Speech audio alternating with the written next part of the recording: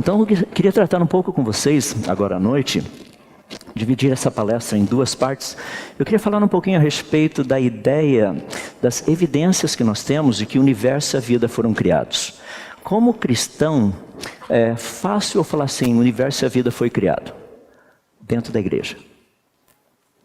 Vai numa universidade e tente fazer a mesma coisa. É um pouquinho diferente.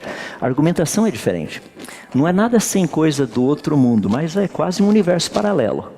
Então a gente precisa trabalhar um pouquinho como gerenciar isso. Eu queria gastar alguns minutos com vocês fazendo isso. Nós vamos dividir em duas etapas e eu vou dar o pano de fundo para a gente saber o que nós vamos fazer. A primeira parte vai ser uma parte um pouquinho mais teórica, ter um conhecimento de algumas áreas que nem sempre nós vemos, mas não é nada que a gente não consiga entender. Então vou procurar fazer bem simples, bem fácil, bem agradável, se assim o senhor puder continuar me ajudando em tudo isso. E a segunda parte vai estar relacionada literalmente com a parte das evidências. Deixa eu começar falando um pouquinho para vocês, eu quero colocar as imagens lá que eu acho que fica melhor um pouquinho. Nós estamos vivendo uma época fascinante de descobertas. Rapaz, é assim, não dá para não ler o que está sendo descoberto toda semana. É uma quantidade absurda de coisas. Essa semana eu vou falar um negocinho que saiu essa semana. Acharam um negocinho no gelo lá na Rússia. O que isso tem a ver com cristianismo e criacionismo? Espetacular o negócio. Então, deixa eu falar um pouquinho a respeito de descobertas, só para ter uma noção.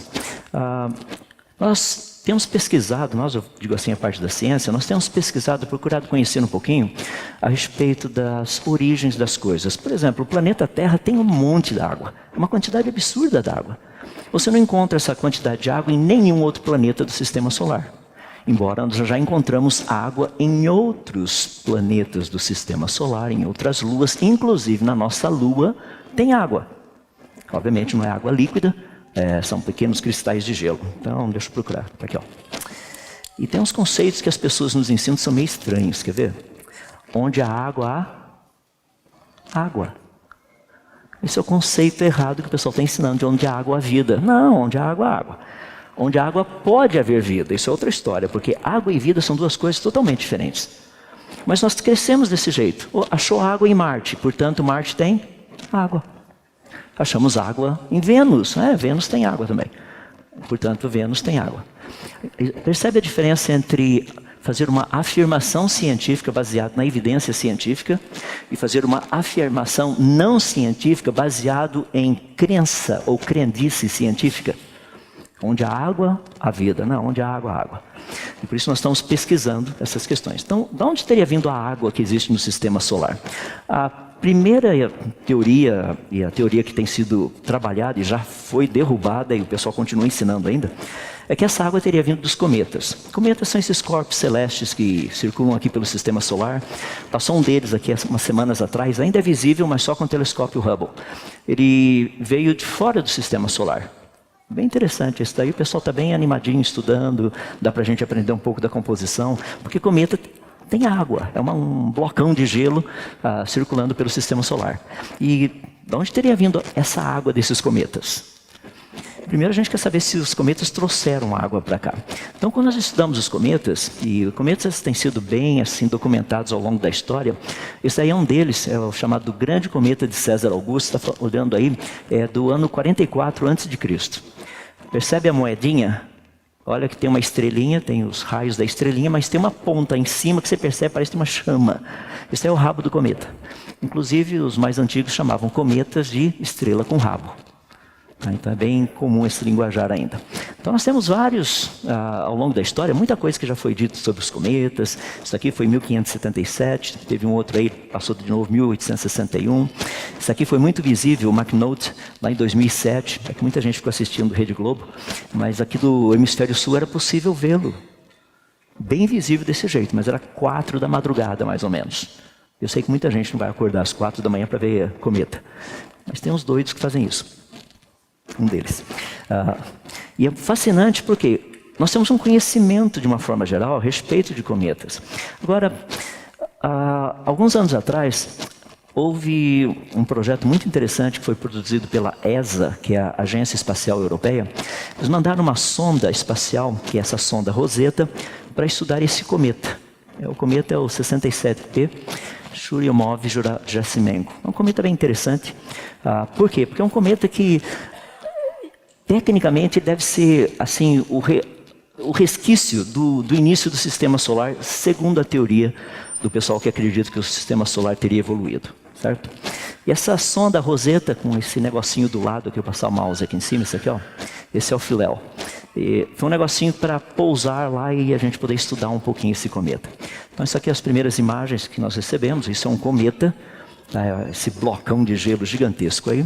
Um pouquinho da superfície dele, entendendo como é, só gelo, nada mais do que isso. Tem um pouquinho de pedrinhas, mas são gelo também. E aqui você tem uma imagem feita pela sonda Philae que pousou na superfície desse cometa. É que nós não entendemos a massa do cometa muito bem, nós, quando eu digo a parte da ciência. Então essa sonda era para pousar devagarzinho, como se fosse uma pena, e ficar. O problema é que a superfície do cometa era muito mais dura do que a gente pensava, então quando ele pousou, embora tendo pousado com uma pena, essa peninha saiu pulando. E essa partezinha do Philae foi parar num lugar que a gente não queria, ou seja, na sombra. Tem tanto lugar no cometa, no Sol ele parou na sombra. Um amigo meu brincou e falou assim, deve ser mineiro. Não era mineiro isso daí era europeu, mas foi parar na sombra. Estava quietinho lá, sossegadinho. Então dá para ver um pouquinho como é a estrutura de um cometa, ou seja, a superfície dele a literalmente 30 centímetros de distância da câmera. Isso que a gente está vendo ali. E foi interessante porque no finalzinho da missão, um dia antes da missão terminar, eles acharam onde é que estava esse negocinho. Naquela parte lá de cima, tá vendo ali, ó? Olha onde é que ele foi parar. Agora, a informação que nós queríamos, a principal delas, essa sonda nos mandou. Quando nós falamos de água na Terra, nós temos dois tipos de água no nosso planeta. E não é água doce e água salgada. Deixa eu explicar. Existem dois elementos químicos que são muito parecidos. Um deles é o hidrogênio, e o outro é o deutério. O hidrogênio, ele tem um próton e um elétron em volta dele. O deutério tem um próton e um nêutron e um elétron em volta dele. No planeta Terra, a proporção de água feita por hidrogênio e água feita por deutério é essa que vocês estão vendo aqui. Para cada uma molécula de de D2O, existem uma molécula de deutério e oxigênio, existem 6.000 moléculas de H2O. Então a proporção é 1 para 6.000. E no cometa era só 1 para 1.900. O que isso significa? É que a água que está no planeta Terra não veio dos cometas. Isso já foi resolvido. Então agora nós queremos saber de onde veio a água. Fascinante, não é? Porque ninguém pensa muito, só abre a torneira e vê a água. E de onde veio a água? Tem muita coisa legal a respeito disso. Isso é só um pouquinho para a gente entender como funciona essa dinâmica das descobertas científicas. E o principal papel da ciência nem sempre é dizer o que é, o que seria a causa. Geralmente o nosso papel é dizer o que não poderia ter sido a causa. Então esse é um papel muito legal, muito bonito que a ciência tem. Então deixa eu tratar um pouquinho com vocês dentro dessa área do criacionismo, mais especificamente. A gente vai pela busca pela verdade dos fatos. Eu dividi assim a fala em duas, então eu vou tratar primeiro essa parte que está em vermelho. Eu queria fazer algumas considerações básicas, vamos tratar de alguns conceitos básicos, depois nós vamos tratar de alguns conhecimentos básicos. E depois a gente vai falar dos argumentos básicos, vamos falar das propostas básicas e das evidências básicas. Então é tudo básico. Espero que todo mundo saia daqui com o básico. Essa é a minha oração, é isso que eu estou pedindo a Deus. Então, se eu olhar essas três primeiras aí, deixa eu fazer algumas considerações que são importantes, começar por elas. Quando nós falamos de considerações, tem algumas coisas que são muito interessantes. Eu vejo muita gente usando a Wikipedia, ou uma delas, né? E o pessoal deposita uma fé na Wikipedia que não consegue depositar na Bíblia. Ou seja, leu a Wikipedia como se fosse algo totalmente certo, sem erro nenhum. Deixa eu dar um exemplo por quê? Porque tem muita coisa errada lá. Primeiro, tem um universo de ignorância lá dentro também. E a gente precisa entender. Olha algumas definições que nós encontramos lá sobre criacionismo. A história do criacionismo é parte da história da religião, embora o termo propriamente dito é moderno. Não, criacionismo não é parte da história da religião. Se você for ver, criacionismo já existia na Grécia Antiga, era parte do estudo da filosofia, não da religião. 500 anos antes de Cristo, já tinha essas discussões filosóficas se o universo e a vida teriam sido criados ou se eles teriam surgido espontaneamente. Então é um pouquinho diferente a dinâmica ali.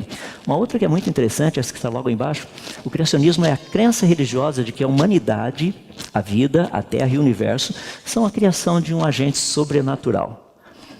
Então a gente precisa entender um pouquinho melhor o que é isso. Então deixa-me falar a respeito dessa ideia do criacionismo para nós entendermos um pouquinho a etimologia da coisa. Vamos pegar, por exemplo, a palavra naturalismo. Tem esse ismo no finalzinho. Ele trata, a ideia principal do ismo ali, esse sufixo, é de um sistema de pensamento, um princípio, um movimento ideológico, essa é a ideia principal. E a primeira parte, naturalismo, significa, o natural, desculpe-me, significa causado pela natureza. Então, a ideia de naturalismo, quando a gente ouve esse termo naturalismo, tecnicamente significa isso. É um ponto de vista filosófico, no qual qualquer coisa que não a origem esteja relacionada com a natureza não pode ser aceito. No mínimo está errado. Então, naturalismo tem essa conotação. Agora, perceba que naturalismo não é terminologia religiosa, é terminologia filosófica. Se você pegar evolucionismo, é a mesma coisa. Evolução, o ismo lá no finalzinho, sistema, princípio e tudo mais. A parte da primeira, evolução, significa um desenvolvimento gradual. Ou seja, a definição é um conjunto de propostas básicas, cujo objetivo é demonstrar que, ao longo do tempo, houve um aumento de complexidade. É por isso que as pessoas usam um linguajar meio estranho, né? De vez em quando falam assim, não, o ser humano está evoluindo.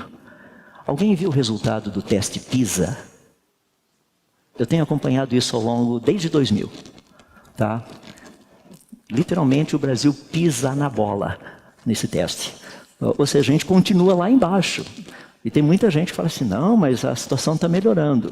Olha, eu quero dizer para vocês que esse teste PISA, que saiu agora dia 3 de dezembro, ele avalia tudo o que aconteceu de 2003 para cá.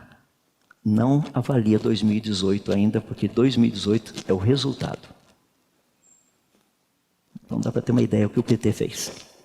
Falando nisso, eu sou contra o PT.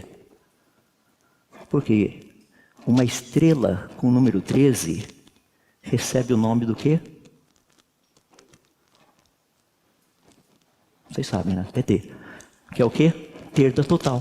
Então é bem simples a coisa. Então, hora para conhecer vai voltar o ano que vem, tá? De qualquer forma. Então, o evolucionismo fala desse aumento de complexidade. Eu disse da questão PISA justamente porque as pessoas usam essa terminologia, o ser humano está evoluindo. Não, nós não estamos evoluindo. Quando eu pego, por exemplo, algumas descobertas arqueológicas, você pega os caldeus, por exemplo, eles sabiam calcular o inverso da raiz quadrada de 2 em base 60. A maior parte de vocês não sabe o que eu acabei de falar. Como é que você fala que isso é evolução? Estamos evoluindo. Eles sabiam. Isso era lição de casa. A gente viu o pessoal fazendo. O tablete onde isso foi encontrado era lição de casa. Já imaginou fazer o inverso da raiz quadrada de 2 usando base 60? A gente tem base 10. E o pessoal não sabe fazer conta. Imagina com base 60. Base 60 é o que a gente usa para a hora. Tá? Então são 24 horas, 60 minutos, 60 segundos, esse negócio todo. São essas divisões. Isso é base 60. Então soma 2 horas, 30 minutos e 40 segundos com 3 horas, 5 minutos e 17 segundos. Você vai entender um pouquinho o que é trabalhar com base 60. Ou seja, essa ideia de evolucionismo. Então a gente está melhorando, está avançando. Obviamente a gente não tem visto isso em nenhuma área da ciência. Não nas formas de vida. De forma nenhuma. E vou falar disso depois. Tem mais uma área que é o darwinismo. E dentro do contexto do darwinismo tem um negócio que é bem interessante, que é a teoria de Darwin. Essa ideia de, literalmente, sobrevivência do melhor adaptado. Eu acho interessante porque a teoria de Darwin extrapolou a parte que era a parte basicamente só da biologia e foi para muitas outras áreas hoje. Então você hoje estuda darwinismo na sociedade, em várias áreas. E é bem interessante porque muitas pessoas não conseguem perceber o que está acontecendo. Quando você tira algo de uma área e muda para outra, cria muita confusão. Por exemplo, Albert Einstein criou a teoria da relatividade. Quem não é físico não entende o que ele falou. Por isso que tem um monte de gente falando, entre aspas, abobrinha, dizendo assim, tudo é relativo. Não foi isso que Einstein disse. Einstein disse que tudo é relativo em função de um absoluto, que é a velocidade da luz. Ou seja, absolutos existem. Não existe esse negócio que tudo é relativo. Não existe. Inclusive, tem pessoas que afirmam que absolutos não existem. Você percebe que isso é uma incoerência, né? Você não pode afirmar algo porque você está falando que é absoluto. Agora, como é que você vai dizer que absolutos não existem? Sentiu o drama?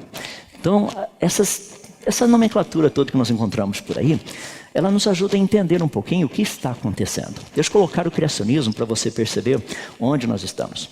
Criacionismo, na verdade, não é terminologia religiosa, nunca foi. A ideia do criacionismo é bem simples. Um conjunto de propostas que afirma que processos naturais e leis da natureza não teriam trazido à existência o universo, a vida e nem a complexidade que é neles encontrada. Não é isso que a Bíblia afirma? A Bíblia diz que vida não surgiu espontaneamente. A Bíblia diz que o universo não teria surgido espontaneamente. E as pessoas falam, mas está vendo, criacionismo é religioso. Não. Criacionismo é qualquer proposta que diz que o universo e a vida não teriam surgido espontaneamente. E tem um lado dessa proposta, um desses lados, que é o criacionismo, que eu queria falar um pouquinho agora, que é o criacionismo científico. Existem 3 tipos de criacionismos básicos aí. Então, para nós definirmos, nós temos que dizer qual deles nós gostaríamos de trabalhar. Por exemplo, o criacionismo científico, que é o primeiro que eu queria propor para vocês, ele trabalha apenas com pesquisa científica, só isso. Ele não procura saber se existe Deus, ou se Deus criou o mundo, absolutamente nada disso. A proposta é bem simples. Processos naturais e leis da natureza teriam trazido à existência o universo e a vida? Vou fazer uma pergunta simples. Isso aqui é um laser.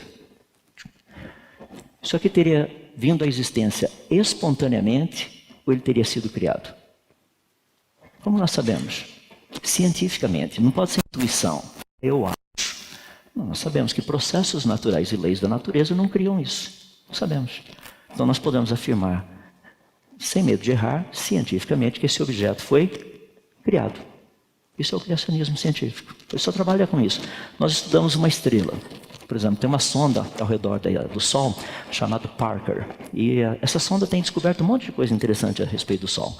Nós achávamos que ele era complicado. Agora nós temos plena convicção que ele é complicado. É bem difícil. É uma engenharia que nós não conseguimos fazer, aquilo que a gente chama de engenharia reversa, para fazer igual. É muito complexo o negócio. Então, como que essa complexidade teria surgido? Foi só juntando um monte de átomos de hidrogênio, ficaram juntinhos ali e viraram uma estrela. Não tem como. Percebe? Então, essa ideia do criacionismo científico, ele trabalha apenas com pesquisa científica. Ele não trabalha com questão nenhuma relacionada com Bíblia, Corão, ou Deus, ou Alá, ou seja quem for. Okay?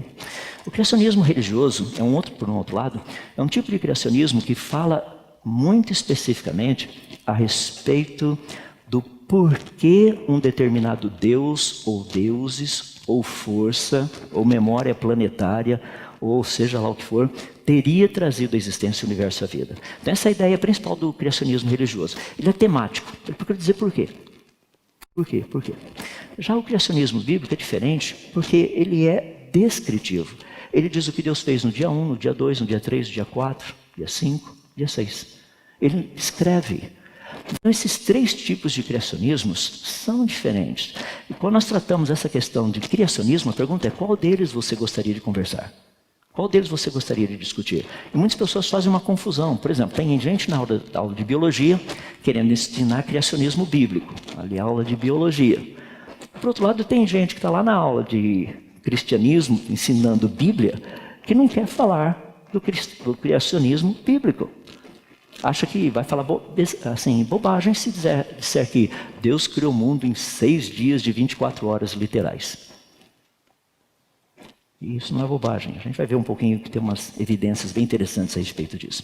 Então, rapidamente, o criacionismo científico, ele baseia-se em lógica, evidências, testes, toda essa parte científica. O criacionismo religioso, por outro lado, ele não está relacionado com a ciência. Tá?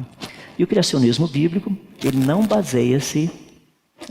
baseia-se em pressupostos religiosos, mas ele não é contra nenhuma dessas questões de evidências, lógica, leis e testes científicos. Por isso que é fácil a gente ver, de uma forma bem simples, que criacionismo científico, ele não se baseia em nada religioso. Nada. Mas ele possui implicações religiosas. E aí eu vou fazer uma pequena pausa, porque é importante a gente entender um ponto. Muita gente tem dificuldade de entender implicação religiosa. Então, se tem implicação religiosa, não pode ser científico. Fazendo um parêntese aqui dentro do criacionismo científico. Creio que alguns de vocês, pelo menos a grande maioria, já deve ter ouvido falar de física quântica. Deixa eu dar 2 minutinhos de estudo de física quântica de sábado à noite. Vamos ver se você não dorme no seu lugar. Imagina uma escada aqui, tá? Tem vários degraus, tá? Eu vou colocar uma bola de boliche aqui no primeiro degrau, lá em cima. Se eu der um tapinha nessa bola e ela cair no próximo degrau, ela vai fazer barulho. Vai fazer um tum. Agora, se eu bater com muita força e essa bola, em vez de cair nesse primeiro degrau, ela cair no segundo degrau, o barulho será maior ou menor? Maior. Em vez de fazer tum, ele vai ser tum. E se eu bater com mais força ainda essa bola, ela não bater nem no primeiro, nem no segundo, cair direto no último degrau lá embaixo. Vai ser pum. O barulho será maior. Isso é física quântica, é a física dos saltos. Tá? Física quântica todo mundo estuda, não estuda? Bom, eu tive que estudar, ainda continuo estudando, e faz parte do pacote. Qual a implicação religiosa da física quântica? Hinduísmo, castas. Ou você está nessa casta, ou nessa outra casta. Agora, só porque o hinduísmo, só porque a física quântica possui uma implicação religiosa, ela não é ensinada? Percebe o problema? Não, a gente tem que ensinar. Normal. Então nós ensinamos a física quântica sem nenhum problema. Mesmo que ela tenha implicações religiosas. Por que nós não podemos ensinar o criacionismo, mesmo que ele tenha implicações religiosas? Não tem nenhum problema. Esse é o criacionismo científico. O criacionismo religioso, ele não se baseia em absolutamente nada de ciência. Ou seja, seus pressupostos são religiosos, toda a sua ideia não tem nenhuma implicação científica. É um negócio bem interessante. E já o criacionismo bíblico é um pouquinho diferente, para não dizer totalmente diferente.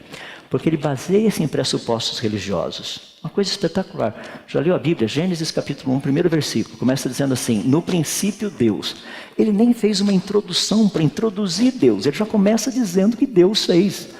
Ele não fala a respeito dele, não dá detalhes. Fala, no princípio criou Deus os céus e a terra. E ele vai dali para frente. Isso é uma pressuposição religiosa? É, claro que é.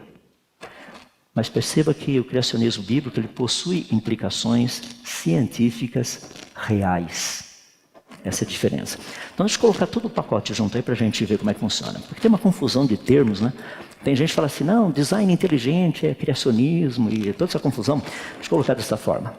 Imagina esse círculo azul, ali dentro tem tudo aquilo que nós chamamos de criacionismo científico. Todas as suas propostas, tratando com processos naturais, leis da natureza. Do lado de fora desse círculo tem o criacionismo religioso. Não tem nada a ver com o criacionismo científico. Mas eu vou colocar um outro círculo ali, que é o criacionismo bíblico. Perceba que uma parte desse círculo do criacionismo bíblico está em cima do criacionismo científico. É porque os dois falam as mesmas coisas. São iguais? Não. Algumas coisas os dois falam. Vou colocar dentro desses círculos aí mais um, que é literalmente o design inteligente. Design inteligente é uma busca por sinais de inteligência. Tá? Então, o design inteligente está dentro do pacote do criacionismo científico. Eu vou colocar ali do lado esse quadradão bem grande, teoria da evolução. Eu fiz quadrado porque quadrado não rola. Então, só para deixar claro que a teoria não vira. Então, de qualquer forma, a gente continua estudando, tem que estudar, faz parte do pacote. Mas teoria da evolução tem os pacotinhos, aí tem as suas propostas também. Já percebeu? Olha onde eu estou com o meu mouse, essa flechinha aqui. Percebe esse pedacinho ali dentro. Deixa eu dar um exemplo onde todos eles falam a mesma coisa. A Bíblia diz que Deus criou plantas e animais segundo as suas espécies. O criacionismo científico trabalha com plantas e animais e suas espécies. A teoria da evolução trabalha com plantas e animais e suas espécies. E design inteligente, a mesma coisa. Então percebe, todos eles trabalham com essa ideia de espécies. Isso é só um exemplo, tem outros. Então dá para ter uma noção de como a coisa funciona. Por isso que eu disse, nós precisamos saber o que nós vamos conversar. Vamos tratar do criacionismo científico, religioso ou bíblico? Então dá para a gente separar os três. os três. Deixa eu falar um pouquinho só do criacionismo científico, só para você ter uma noção. O criacionismo científico tem um negócio bem interessante, que é o seguinte: ela não é uma tentativa de provar que Deus criou o mundo, nem tampouco que Deus existe. Você sabe que as duas são impossíveis de serem provadas, né? Eu consigo provar que o mundo foi criado, eu não consigo provar que Deus criou o mundo. E eu não consigo provar que Deus existe. Hebreus capítulo 11, verso 3 diz assim: pela fé entendemos que foi o universo formado pela palavra de Deus. Pela fé eu entendo que foi pela palavra de Deus que o universo foi formado. Eu não preciso de fé para aceitar que o universo foi formado. Mas eu preciso de fé para aceitar que o universo foi formado por meio da palavra de Deus. Então não é possível provar que Deus criou o mundo, mas é possível provar que o mundo foi criado. Isso é.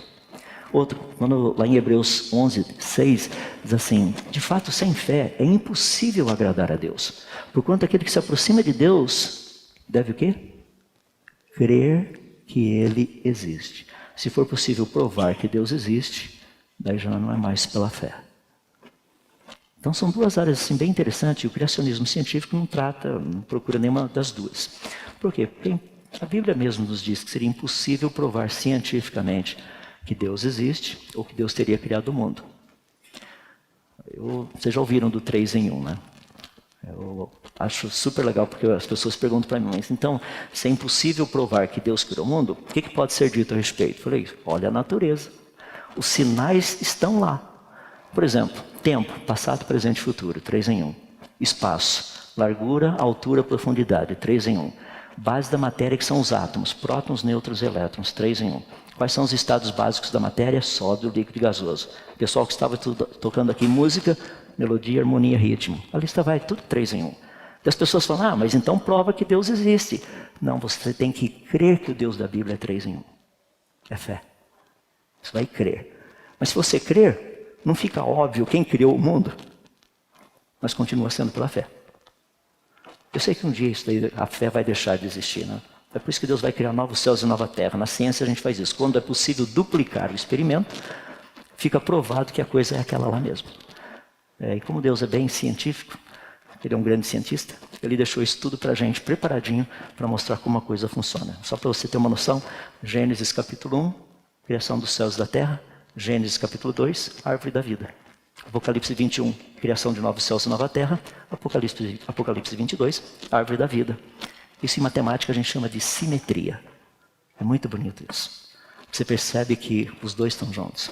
Se os dois primeiros não forem literais e verdadeiros, os dois últimos também não serão. Não tem como. Eu gosto porque Deus trabalha nesse sisteminha de checkmate. Sabe, ele monta todo o sisteminha lá e fala: checkmate, não tem como escapar. Então, voltando aí, criacionismo científico, aquilo que eu mencionei para vocês, é uma proposta científica baseada em evidências, lógica, leis e testes científicos. Ela demonstra que processos naturais, leis da natureza, não teriam trazido à existência nem o universo, nem a vida, nem a complexidade que é neles encontrada. Isso é um exemplo básico, a ideia básica do criacionismo científico. Criacionismo religioso, tem um monte deles. Eu só vou falar de um deles, que a gente está sendo invadido pelos chineses, né? Então tem a mitologia chinesa, tem o deus Pangu. É muito interessante, esse deus, segundo a mitologia chinesa, era um deus muito solitário, triste, não tinha nada para fazer na vida. Ele estava tão entediado que ele resolveu criar alguma coisa. Daí ele criou tudo que nós vemos ao redor, inclusive o povo chinês. O que inclusive não sabe mais o que fazer com todo aquele povo agora. Tem muita gente por aí, então está tendo um pouquinho de dificuldade. Percebe? Quando nós tratamos desses criacionismos religiosos, todos eles procuram explicar por quê. Por quê? Por quê? Percebe que a Bíblia não explica por quê em Gênesis? A Bíblia nos diz por quê lá em Apocalipse. Apocalipse 4, verso 11. É totalmente diferente. Mas criacionismo religioso, portanto, são os temas relacionados com a criação. Criacionismo bíblico, como mencionei para vocês, ele baseia-se em propostas religiosas, mas ele não pode ser contra a evidência científica. Deixa eu colocar isso de uma forma bem simples. Se a Bíblia estiver errada naquilo que a gente consegue provar cientificamente, como eu posso crer que ela está correta naquilo que eu não consigo provar cientificamente? Por exemplo, pessoas chegam para mim e falam assim: o céu existe? Eu Falou, ó, a probabilidade é alta. Mas como que você diz que a probabilidade é alta? Porque a Bíblia fala do rio Nilo, o Nilo existe. A Bíblia fala do rio Eufrates, o Eufrates existe. A Bíblia fala do rio Jordão, o Jordão existe. A Bíblia fala do rio Tigre, o rio Tigre existe. A Bíblia fala das cadeias de montanhas do Ararat, as cadeias de montanhas do Ararat existem. A Bíblia fala do Monte Carmelo, o Monte Carmelo existe. Ou seja, a Bíblia fala de um monte de acidentes geográficos que tem, e todos eles existem. Agora, se todos esses aí existem, por que o céu e o inferno não existiriam? Percebe a base de raciocínio? Deus quer que a gente tenha uma fé sólida. Por que Deus deu todos esses nomes na Bíblia, de rios, locais e reis e tudo mais? Não é só para a gente contar a historinha para as criancinhas lá na escola dominical. É para nós também, adultos, olharmos a história e falar, nossa, a Bíblia fala de Ciro. Ciro, o segundo, ele existiu. A Bíblia fala de Artaxerxes, ele existiu. Fala de Xerxes, também existiu. Fala de Nabucodonosor, que também existiu. Fala do faraó Neco, que também existiu. Todos esses homens existiram. Entenda o que eu estou falando. Eu não estou usando essa parte científica para dizer que a Bíblia é verdade. Estou dizendo que a Bíblia fala a verdade. Pode procurar que está do jeitinho que ela disse. É só ir lá e procurar. É que tem gente que acha que, nossa, agora então a ciência está provando a Bíblia. A ciência não tem essa capacidade. Nunca teve, nunca terá. Não é para isso que a ciência existe. Porque toda ciência devidamente estabelecida e toda a Bíblia corretamente interpretada nunca entrarão em contradição. Você acha que Deus vai dizer uma coisa no livro das suas palavras e vai dizer outra coisa no livro das suas obras? Não. Ele é um Deus que não mente, ele fala a mesma coisa nos dois livros. Se nós soubermos estudar bem, a gente vai ver. Então olha no criacionismo bíblico, que coisa interessante. Dá uma olhadinha o que vocês estão vendo aí, o mapa mundi. Agora vamos ler um outro texto da Bíblia que diz o seguinte. Gênesis capítulo 1, versos 9 e 10. Diz assim. Ajuntem-se as águas num só lugar e apareça a porção seca. Perceba que é singular, não é plural. Agora aqui você vendo a porção seca. Ou seja, Deus, na Bíblia, ele nos informa que no início da origem do nosso planeta havia uma única porção seca, ou seja, um único continente, que é o que nós chamamos hoje de Pangeia. Ou seja, ninguém tem mais dúvida disso. Havia dúvida 100 anos atrás. No ano de 1912, Alfred Wegener fez essa proposta desse supercontinente primordial. Hoje todo mundo concorda. Não, havia mesmo um único continente. Sai por aí dizendo que não, a Terra foi sempre assim, com esses continentes espalhados por aí. Você não passa no vestibular, você não passa no Enem, você não passa em lugar nenhum. A Bíblia está dizendo isso o tempo todo. E desde o início, o planeta Terra tinha um único continente. Percebe? Então é muito legal quando a gente olha a Bíblia, a proposta bíblica, e olha a ciência. Você vai perceber que os dois andam juntos. Deixa eu deixar claro uma coisinha aqui, que eu sei que eu estou vendo algumas sobrancelhas subindo e descendo assim. Quando eu falo ciência, existe uma diferença entre verdade científica e teoria científica. Tá? Evolução é teoria. Se fosse verdade, seria lei. Ela é teoria. Então eu não posso pegar a teoria da evolução, comparar com a Bíblia e falar, ó, a Bíblia é contra a ciência. Não, a Bíblia é contra a teoria da evolução. Ela não é contra a ciência. Porque a ciência devidamente estabelecida vai dizer exatamente a mesma coisa que a Bíblia diz. Sempre. Por quê? Deus escreveu 2 livros. O livro das suas palavras, a Bíblia, e o livro das suas obras, a natureza. Então, quando nós estudamos a natureza, a gente descobre essas coisas espetaculares. Criacionismo científico, criacionismo religioso, criacionismo bíblico. Só mais um pouquinho, vou dar mais uma dosezinha bem básica aí de só os básicos. Para daí a gente entrar naquela parte que todo mundo gosta, né? Você sabe que para fazer um bolo, primeiro tem que fazer toda uma parte que não é tão legal, né? Depois, na hora que você começa a confetar, daí fica legal. Então deixa eu falar rapidamente a respeito de alguns conceitos básicos que nós precisamos ter. Deixa eu começar com a ideia de conhecimento. Eu quero fazer uma pergunta bem simples, bem básica, e procura ver como você responderia essa pergunta. A pergunta é essa. Como você sabe que o que você sabe é verdade? Uma pergunta interessante, não é? Você sabe que todo aluno universitário, ele passa por um processo muito interessante. Nós gastamos em média, nós que eu digo assim, professores universitários, a gente gasta em média de 4 a 5 anos para tentar provar para o aluno que ele não sabe tudo o que ele acha que ele sabe. E depois de 4 ou 5 anos, quando ele chega à conclusão que realmente ele sabe bem pouco, ele recebe um diploma universitário. Mas demora, é de 4 a 5 anos, pelo menos. E sabe o que é interessante? Daí ele resolve fazer um mestrado. Daí no mestrado a gente vai gastar mais 1 ano e meio, 2 anos, para ele estar plenamente convicto que ele não sabe nada. Daí sim ele recebe diploma de mestre. Daí ele vai fazer o doutorado.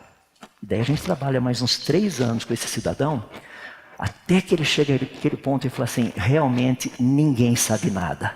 Ótimo, agora você tem o seu diploma de doutorado. Está aqui, ó. Agora você é um doutor. Agora você entendeu como a coisa funciona. Nós somos apenas pesquisadores. Meus irmãos e meus amigos, olha, eu posso te garantir, se você tirar a Bíblia fora, você não sabe em que crer. Você não sabe. Não tem como. Eu cheguei nos Estados Unidos em 85, não coma ovo, faz mal para a sua saúde. Vem embora para o Brasil em 98, coma ovo, faz bem para a sua saúde. Decide, afinal de contas, come ou não come? Ciência muda. Hoje nós estamos vivendo uma crise de identidade. Por exemplo, você é o que, afinal de contas? Essa ideologia do gênero. Então vai para a ciência, tão simples. XY, homem, XX, mulher. Se não tem nenhum dos dois, é extraterrestre. A gente resolve o problema assim, bem reto e direto. Não, mas você precisa ver que tem outras coisas. Tem X, X e XY. Não tem nada além disso. Aqui no Brasil você pode ser, se não mudou nada até o comecinho dessa semana, você poderia ser 58 coisas diferentes. Além de homem e mulher. Não imaginou? Precisamos tomar cuidado com essas coisas. Não existe um lugar na Bíblia que Deus nos chama de animais racionais. Você já viu? Deus nos chama de portadores da sua imagem e semelhança. É por isso que você vai num presídio, você percebe uma lei moral dentro do presídio que muitas vezes você não acha do lado de fora do presídio. Você fala, mas como é que pode ali dentro ter essas coisas? É porque nem tudo da imagem do Senhor Deus que nos foi dada foi perdida. Ainda não foi. Então, como você sabe que o que você sabe é verdade? Tem umas propostas bem interessantes, eu estou dando algumas só para você pensar aí. Desculpa do barulho lá atrás. É o seguinte, Gerhard Forrey escreveu um livro bem interessante, que é esse daí, A Construção da Ciência. Ele disse o seguinte, compreender não é nem aprovar nem desaprovar, é analisar.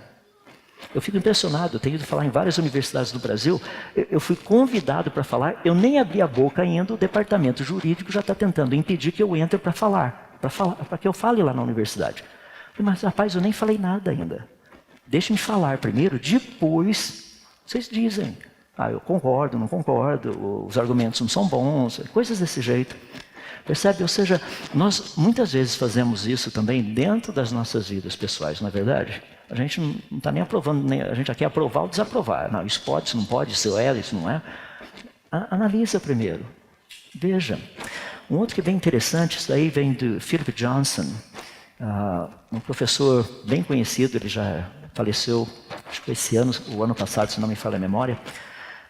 Ele publicou um livro fascinante chamado Ciência, Intolerância e Fé. Ele diz o seguinte, não é possível decidir racionalmente se estamos na estrada certa, a não ser que estejamos dispostos a considerar a possibilidade de estarmos na estrada errada.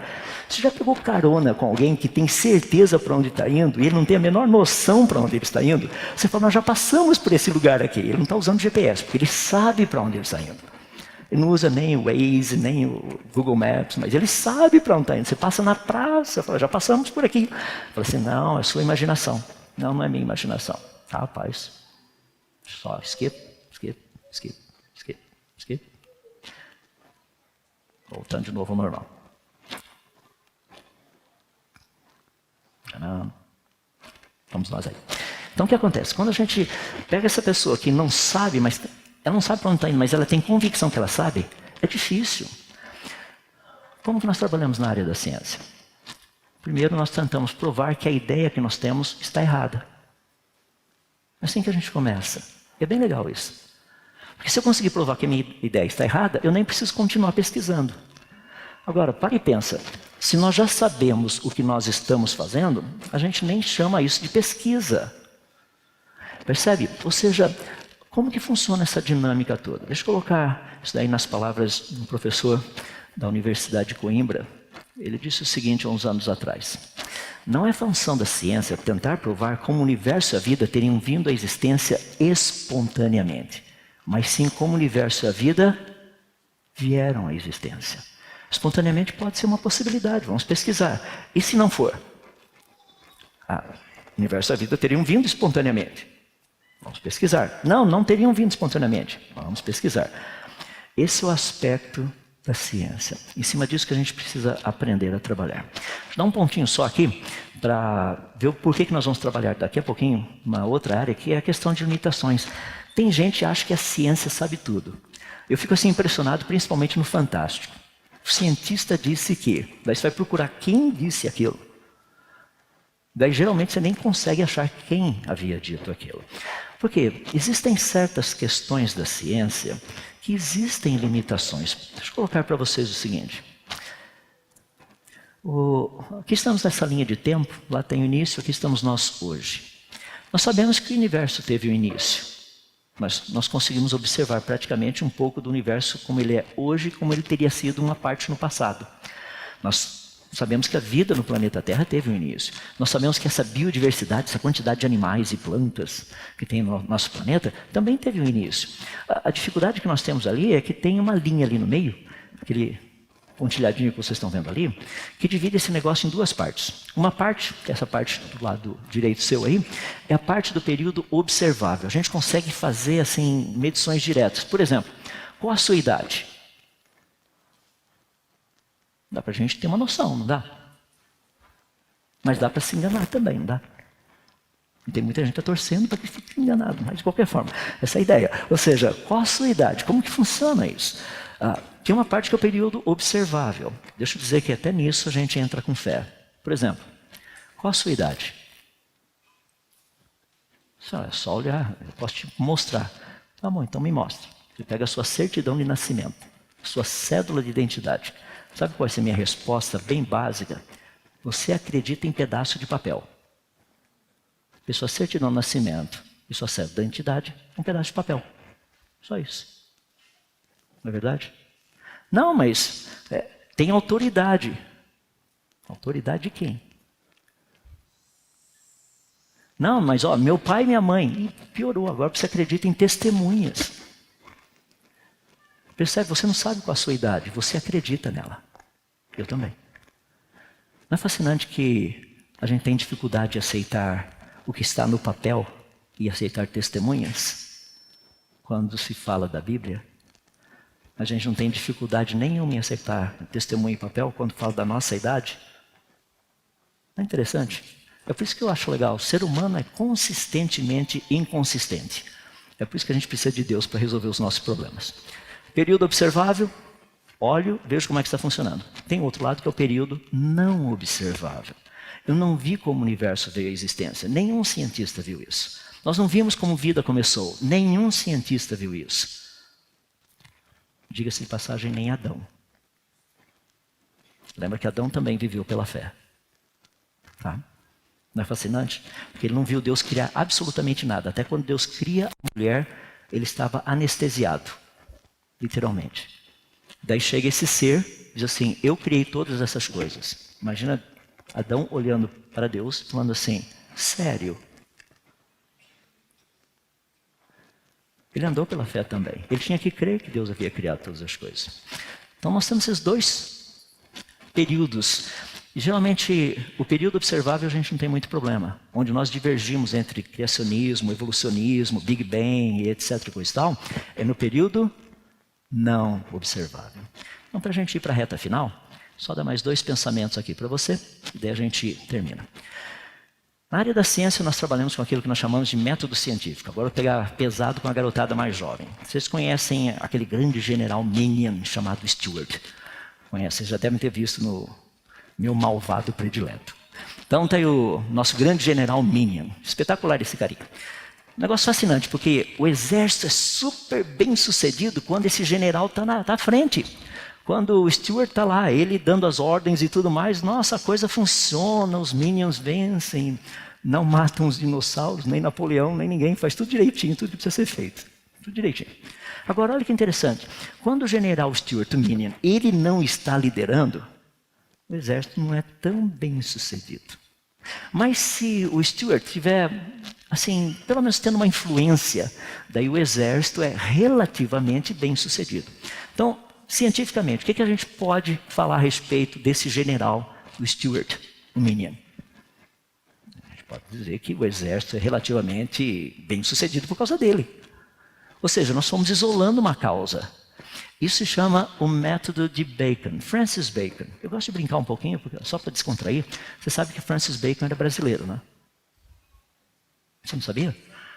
O nome dele original era Chico Toicinho. É que foi estudar lá na Europa, ganhou um diploma, voltou como Francis Bacon. Não tem nada a ver, tá? Só para acordar um pouquinho, não precisa ficar tenso assim, só relaxa um pouquinho.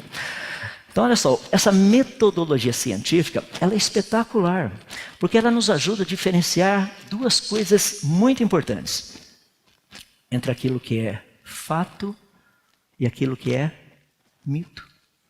É para isso que existe metodologia científica. Você acredita que diziam no passado que se você tomasse manga e bebesse leite, você morria? Eu quase matei os meus avós. Minha primeira vitamina foi de manga com leite. E meu avô falando, moleque, você vai morrer. E eu falei, bom, vamos ver. Vou fazer uma experiência científica. Deu para perceber que eu não morri. Método científico trabalha desse jeito. Agora, deixa eu colocar um detalhe para você, porque isso é muito importante, porque a gente vai ver na próxima palestra. Olha a diferença. Qual a diferença entre crença e teoria científica? Qual é a diferença entre essas duas? Crença sempre trabalha com aquilo que a gente chama de a priori. Nós não descobrimos as evidências ainda. Não existe evidência, isso é a priori. A gente vai pesquisar, a gente vai achar. Isso é crença. Teoria científica trabalha com a posteriori. A gente vai lá, examina a evidência, e daí nós vamos explicar por que as coisas são desse jeito. Percebe a diferença dos dois? Isso é método científico. Qual a diferença, de novo, entre crença e teoria? Crença a priori. Teoria a posteriori. Tá? Último argumentinho que eu quero trazer para vocês aí. Então, nós temos com toda essa parte, vamos ver alguns conhecimentos básicos e a gente faz um intervalinho para o seu Tico e o Teco guardar todos os negócios lá, nos neurônios corretos e tudo mais. Deixa eu falar um pouquinho a respeito de leis da natureza. O que são essas leis da natureza? Tem um monte delas. Coloquei só algumas delas aí. Agora, as leis da natureza são coisas que os cientistas descobrem. Nós não inventamos as leis da natureza. Percebe? A gente vai lá estudar e descobre isso. Por exemplo, as leis de conservação de massa, de energia, todos esses negócios. Quando a gente trata de gravitação universal, quando você fala de eletricidade, magnetismo, reflexão, refração da luz, todas essas coisas doidas aí. Ou seja, todo esse negócio, isso aí são leis da natureza. Vou dar um exemplo bem simples, que é uma coisa bem legal. Quer ver? Por exemplo, se você pegar duas coisas parecidas. No caso, cargas elétricas. Carga elétrica positiva, carga elétrica positiva. Se eu colocar as duas pertinho, uma da outra, o que acontece? Repelem. É igual... Não, deixa quieto. Mas se eu colocar uma... Eu já ia falar coisa que já ia cair no aspecto político da coisa, mas melhor não. Então vamos deixar aqui, quieto. Se eu pegar uma carga elétrica positiva e uma negativa, o que elas fazem? Se aproximam. Então isso aí nós descobrimos que a natureza funciona desse jeito. Essa é uma lei. Agora vamos parar de pensar um pouquinho. Como que essa lei teria surgido? Você acha que no início do universo, vamos pegar a teoria do Big Bang só para pensar um pouquinho. Logo no início do universo aparecem dois prótons. Tum, tum. Tá? Os dois prótons vão chegando pertinho um do outro. Chegam pertinho, eles falam um para o outro o quê? Muita energia positiva por aqui. Vamos repelir, vamos repelir. Você acha que os prótons fizeram isso? Ou dois elétrons. Dois elétrons, você sabe, elétron tem carga elétrica negativa, sempre deprimido, assim, ficam aqueles dois pertinho aqui. Não, vão ficar longe, ficar longe. Você acha que foram os prótons e os elétrons que criaram essa lei? Claro que não. Sabemos que eles não criaram. Agora, qual a origem das leis da natureza? Percebe que o problema fica mais sério? A gente sabe que a origem das leis da natureza não foi a natureza. Isso é uma coisa espetacular também. Ou seja, essas leis que nós descobrimos na natureza, portanto, o que elas fazem apenas, elas nos ajudam a entender por que a natureza se comporta do jeito que ela se comporta. Se eu pegar o meu laser aqui, soltar aqui, ele cai? Cai. E se a gente apagar a luz e soltar, ele cai também? Até com luz apagada. E se a gente for na Lua e soltar o laser, esse negocinho, ele cai também? Claro que cai. A Lua também tem gravidade. Se a gente for em qualquer lugar por aí, soltar, ele cai? Ele vai cair. Por quê? É porque ele é caidinho. Não, é porque tem uma lei chamada o quê? Lei da gravidade. A gente sabe o que é gravidade? Não, a gente só conhece a lei. Nós não sabemos o que é a gravidade. A gente sabe como ela age. É por isso que eu gosto de usar esses exemplos quando pessoas chegam para mim e falam assim, como é que você pode falar de coisas que você não sabe? Por exemplo, você sabe quem é Deus? Eu pergunto para a pessoa, você sabe o que é a gravidade? Mas como é que você aceita a gravidade? Mas se você tem dúvida da gravidade, eu tenho um apartamento, 18º andar, sobe, eu jogo de você de lá. Vai ter mais ou menos, se eu não errei nos cálculos, quase 6 segundos para mudar de ideia. É o tempo da queda. É bem interessante. Percebe? As leis da natureza não foram criadas pela natureza e os cientistas não criam essas leis, nós só descobrimos essas leis. Então, para terminar, deixa eu falar do outro lado da história, uma das leis da natureza que é muito bonita, lei da biogênese. O que é que essa lei nos diz? Vida gera vida.